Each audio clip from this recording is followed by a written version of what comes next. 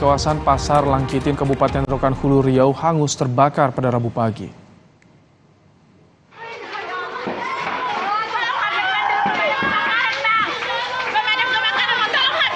Kebakaran diduga disebabkan korsleting dari salah satu rumah kosong. Api dengan cepat meluas dan menghanguskan 16 bangunan rumah warga.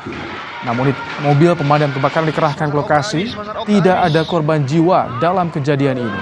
Kerugian ditaksir mencapai miliaran rupiah.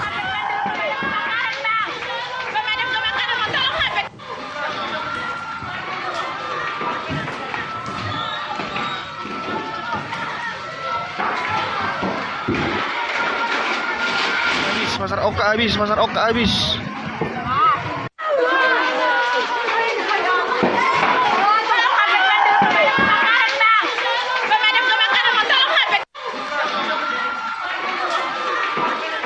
Kompas Petang berakhir sampai di sini, saudara. Saya Rahmat Ibrahim.